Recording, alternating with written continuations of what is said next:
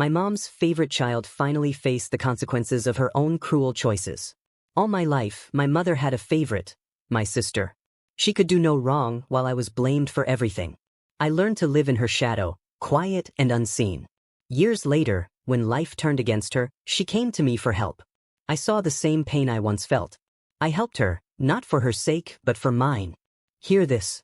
There's a specific kind of loneliness that comes from being invisible in your own home. Not because you're forgotten, but because you were never really seen to begin with. My mother had a favorite child. My sister Emma could do no wrong while I carried the weight of every mistake, every disappointment, every unmet expectation. I learned to live in her shadow, quiet and unseen.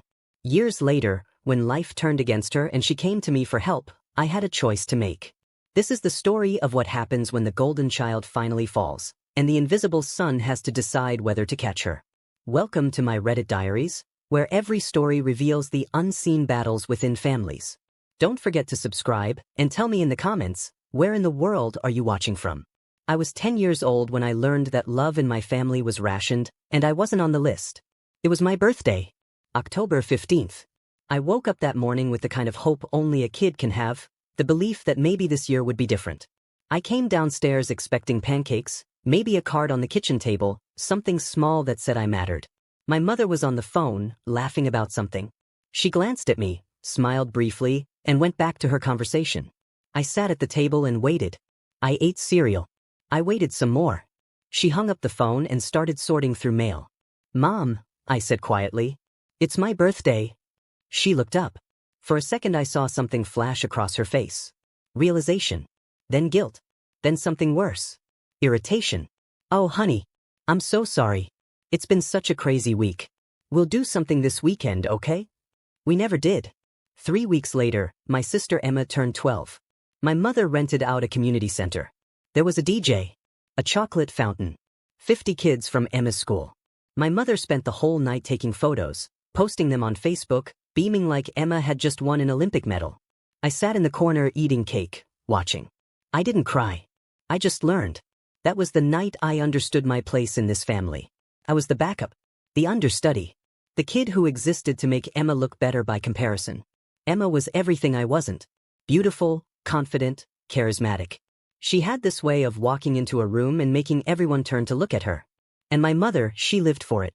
Every achievement, every milestone, every tiny accomplishment was celebrated like Emma had discovered fire. Made the cheer squad? My mother posted 50 photos. Got a B+ on a test? You worked so hard, sweetie. I'm so proud of you. Broke curfew and crashed the car at 16? Everyone makes mistakes. She's still learning. I was different. Straight A's? Well, that's what you're supposed to do.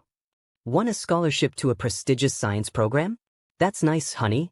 She said it without looking up from her phone. Made one mistake, left a dish in the sink? How could you be so careless? I expected better from you. I learned to be invisible. It was easier that way. I kept my head down, did my work, stayed out of the way. I became the kid who didn't need anything. Because if you don't need anything, you can't be disappointed when you don't get it. But there was one moment when I thought maybe, just maybe, things could change. I was 16. Junior year of high school. I applied to this summer program at a university 3 states away. It was competitive. Only 10 students nationwide got accepted. Full scholarship. Cutting-edge research in environmental science. It was everything I'd been working toward. The acceptance letter came in March. I remember holding it, my hands shaking. I'd never felt so proud of myself. I walked into the kitchen where my mother was making dinner. Emma was at the table doing homework. Or pretending to. She was mostly on her phone. I said. I got in. The summer program. They accepted me. I handed her the letter. She took it, glanced at it for maybe 5 seconds, then set it down on the counter. That's great, Marcus. Really?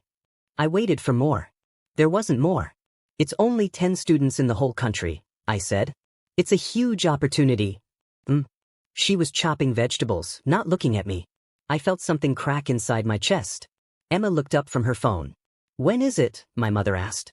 June 15th through July 20th. The knife stopped. She turned to look at me, and I saw her expression change. That's the same weekend as Emma's dance recital. Her big one. The showcase. It's not the same weekend. It's 5 weeks. And the recital is just the first Saturday.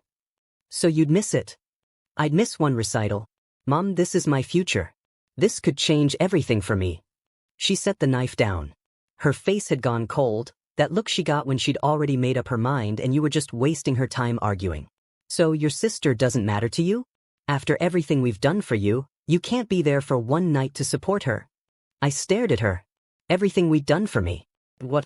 Like forgetting my birthday? Like missing every single one of my track meets because they conflicted with Emma's schedule? Like spending thousands on Emma's trips and activities while telling me we couldn't afford new shoes for me? This is a once-in-a-lifetime opportunity, I said. My voice was shaking. I've worked for years for this. And Emma has worked for years for her recital. Family comes first, Marcus. I'm disappointed you even have to be told that. I looked at Emma. She was staring at her phone, her jaw tight. She wouldn't look at me. Emma, I said. Say something. She didn't. Emma. I don't know, Marcus. It's fine. Do what you want. But it wasn't fine. And she knew it. She could have spoken up. She could have told our mother she didn't care if I missed one recital. But she didn't. Because Emma liked being the center of everything. And I was threatening that. I didn't go to the program. I went to the recital instead. I sat in the audience and watched Emma dance, and I felt something inside me die. Not all at once. Slowly. Like a plant that stops getting water. That's when I knew. I wasn't part of a family. I was just a supporting character in Emma's story. 2 years later, I left for college.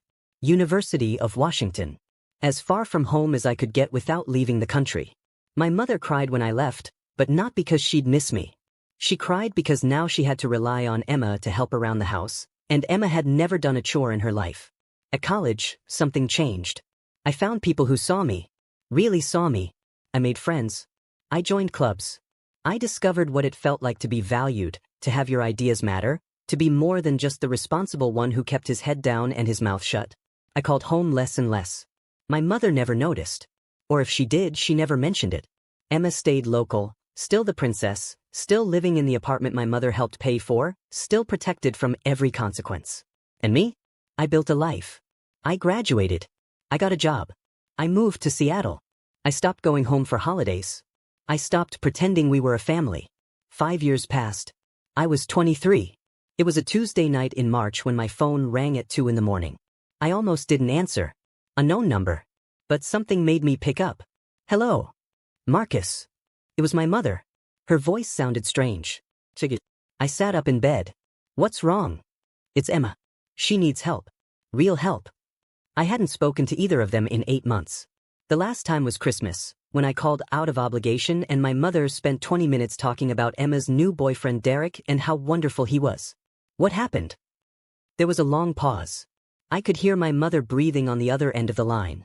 When she spoke again, her voice was barely above a whisper. She's pregnant. And he left her. Marcus, she has nothing. No money. No job. She's going to lose her apartment.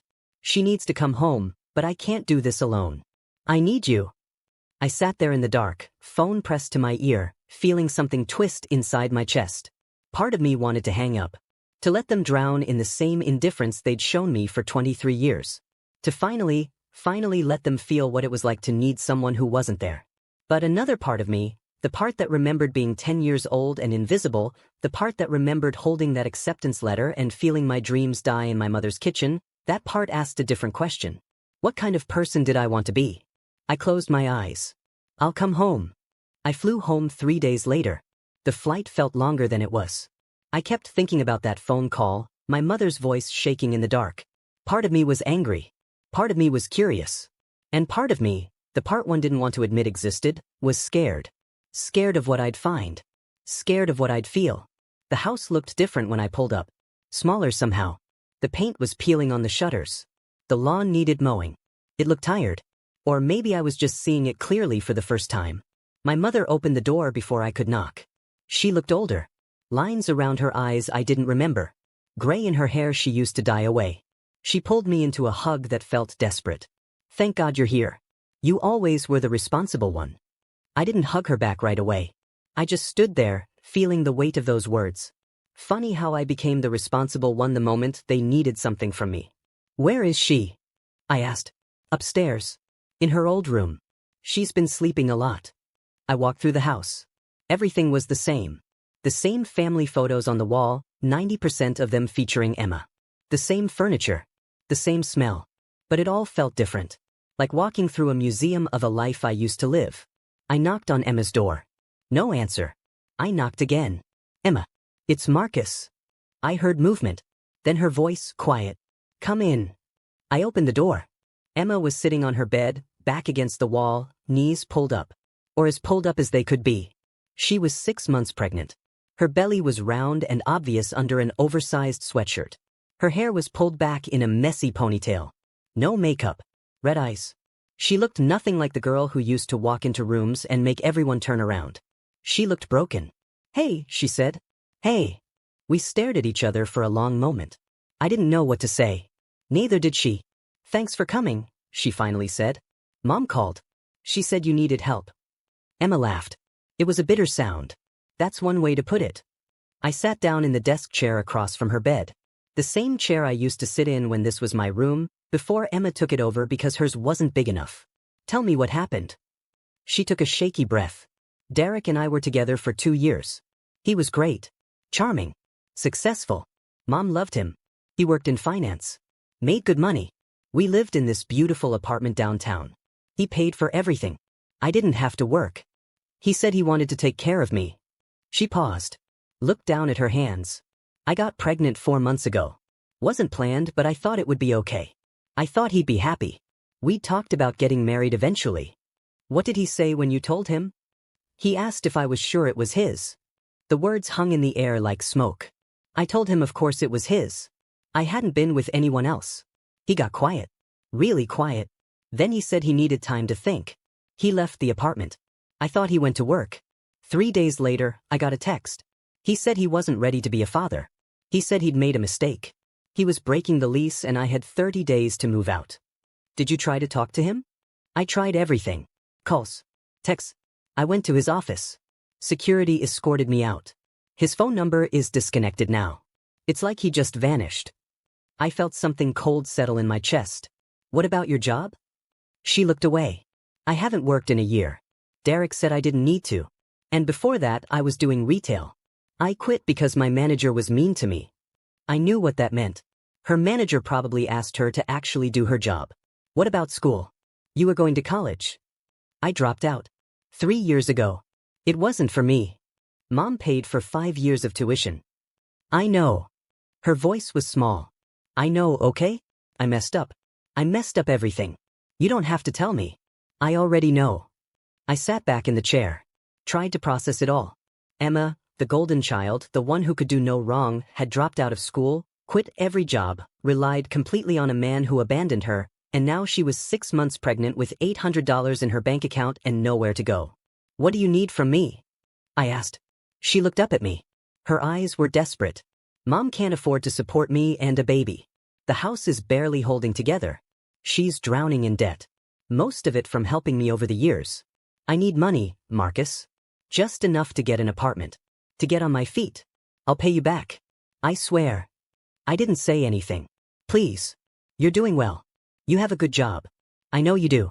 Mom told me. Of course she did. How much? 10,000. Maybe 15. Just to cover first and last month's rent, deposit, some furniture, baby stuff. $15,000. For someone who'd never worked for anything in her life. For someone who'd watched me sacrifice my dreams and said nothing.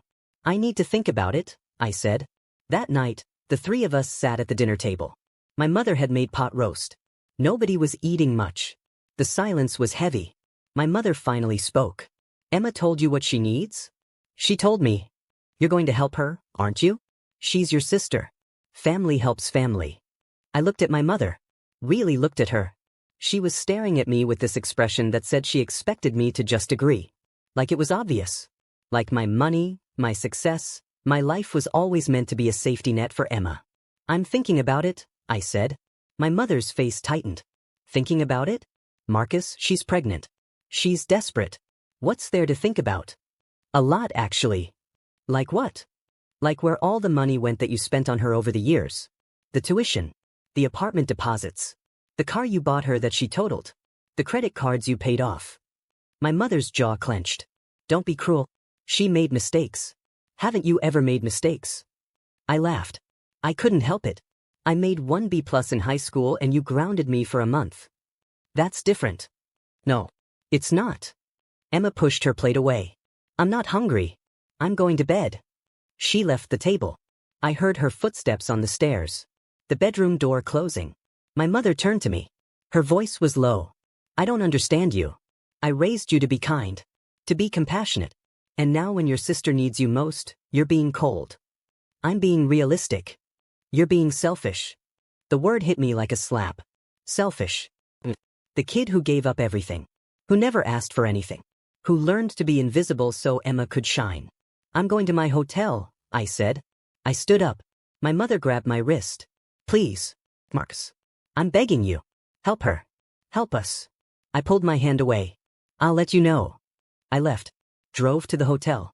Sat on the edge of the bed staring at nothing. My phone buzzed. A text from my mother.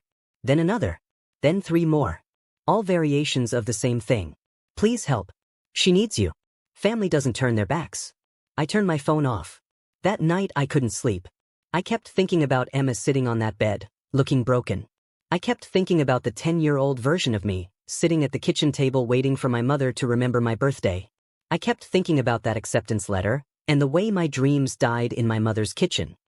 At 2 in the morning, I heard a knock on my hotel room door. I looked through the peephole. It was Emma. I opened the door.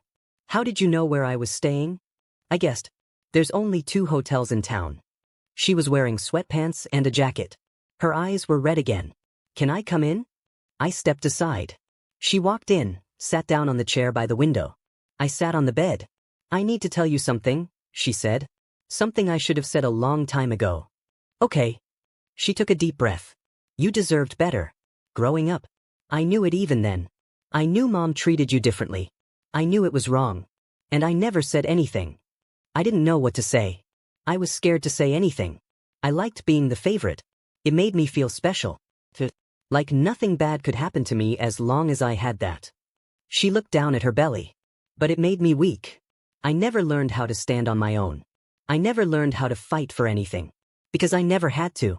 And now I'm here. 25 years old. Pregnant. Pathetic. You're not pathetic.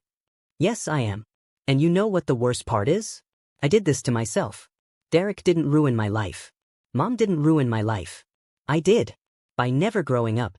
By thinking someone would always be there to catch me. She looked up at me. Tears were running down her face.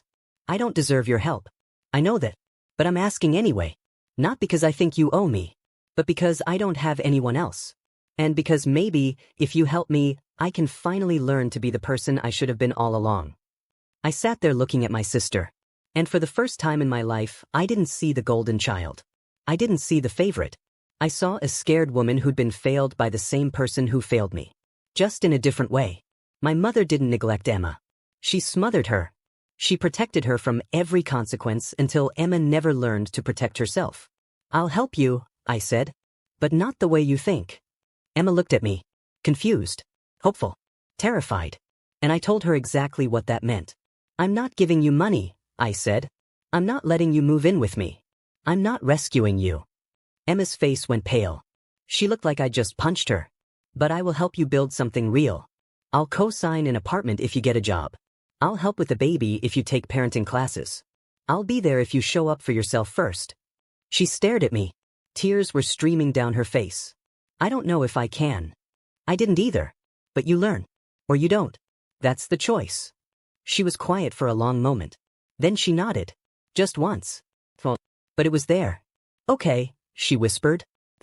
I'll try. The next morning, my mother was waiting for me in the hotel lobby. I don't know how she knew I'd be there, but she was sitting in one of those uncomfortable chairs by the window, arms crossed. We need to talk, she said. We went to a coffee shop down the street. Sat across from each other at a small table. She ordered tea. I ordered black coffee. Neither of us drank. What did you say to Emma last night? She asked. I told her I'd help her. On my terms. What terms? She gets a job. She takes responsibility. She learns to stand on her own. I'll be there to support that. But I won't be there to enable her. My mother's face darkened. She's 6 months pregnant. Who's going to hire her? Plenty of places. She just has to actually try. You're being unreasonable. No. I'm being realistic. You spent 25 years protecting her from reality. Look where that got her. My mother slammed her hand on the table. The sound made people turn and look. How dare you? I did my best. I gave her everything. You gave her too much. And you gave me nothing. And now you expect me to fix what you broke. I didn't break anything. I leaned forward, kept my voice low. You gave her love without accountability. You gave me accountability without love. You broke both of us. Just in different ways. The difference is, I had to fix myself. Now she has to do the same. My mother's eyes were wet. I don't know how to do this. I don't know how to watch her struggle. Then learn. Because I'm done being the backup plan for this family. I stood up, left money on the table for the coffee we didn't drink, walked out. 3 months passed. I went back to Seattle, back to my life. I didn't hear anything from Emma. My mother sent a few texts. I responded politely but briefly. I wasn't cutting them off. I was just setting boundaries. Then one morning in June, I got a text from an unknown number. It's Emma. I got the job. Can we talk? We talked on the phone that night. She'd been working as a receptionist at a dental office for 6 weeks. It wasn't glamorous. The pay wasn't great, but it was stable. She was saving money. She'd signed up for prenatal classes. She was seeing a therapist twice a week. I'm not asking you to fix my life, she said. I just wanted you to know I'm trying. Really trying. I'm proud of you, I said. There was a long pause. Then I heard her crying. Not the desperate crying from before. Something softer. Relieved. Nobody's ever said that to me before, she said. Well, I mean it. 2 weeks later, I flew home again. Met Emma at a coffee shop. She was 8 months pregnant now. She looked different. Tired, but there was something in her eyes that hadn't been there before. Determination. She showed me her bank account on her phone. $3,000 saved. She showed me the apartment listings she'd been looking at. Modest places. Nothing fancy, but clean. I can't believe I'm doing this, she said. Actually taking care of myself. How does it feel? She thought about it. Terrifying, but also kind of good. Like I'm finally growing up. We talked for 2 hours. About the baby. About her therapy. About how she was learning to set boundaries with our mother. About how hard it was, but how necessary. I need to tell you something else, she said. I apologized to Mom. Really apologized. For all the money she spent on me. For never appreciating it. For taking her for granted. How did she take it? Not well at first. She cried. Said it wasn't my fault. But I told her it was. At least partially. I'm an adult. I made choices. Bad ones. And I need to own that. I felt something shift in my chest. Real pride. There's something else, Emma said. She pulled an envelope out of her bag. Handed it to me. I want you to have this. I opened it. Inside was a check. $500. It's not much, she said. But it's a start. I'm paying you back. For everything. For coming home when you didn't have to.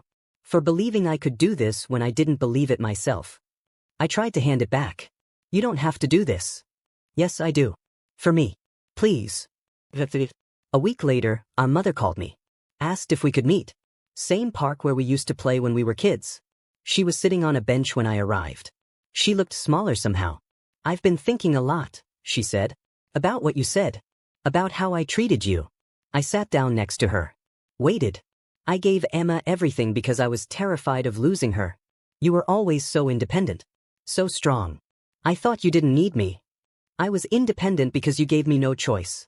I needed you. I just learned not to show it. She was crying now. I failed you. Yes. You did. The honesty hung between us. Painful. Can you forgive me? I took a long breath. I don't know yet, but I'm willing to try if you're willing to change. Not for me. For you. Because you need to understand what you did.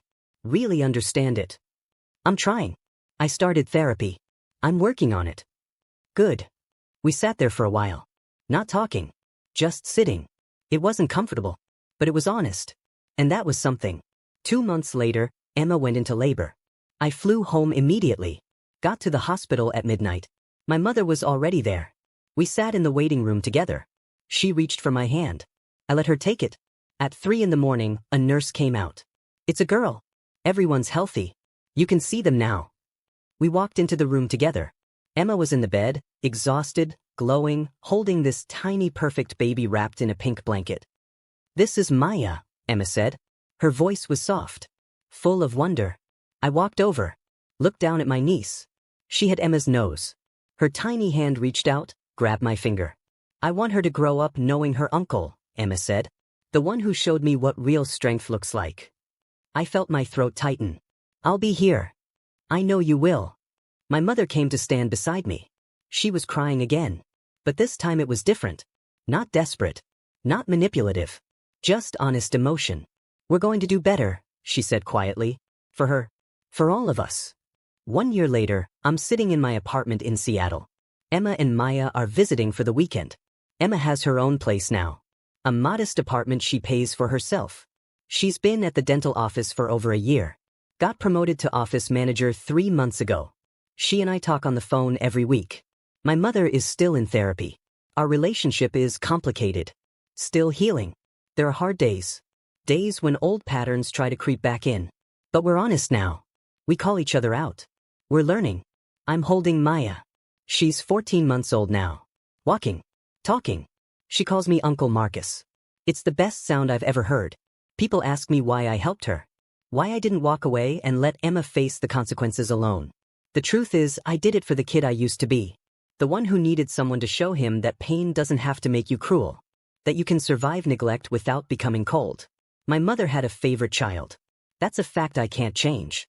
But I can choose what that means for me. It doesn't mean I was unworthy. It means she was broken. And broken people break other people unless someone chooses to stop the cycle. Emma's learning to stand on her own. My mother's learning to see me.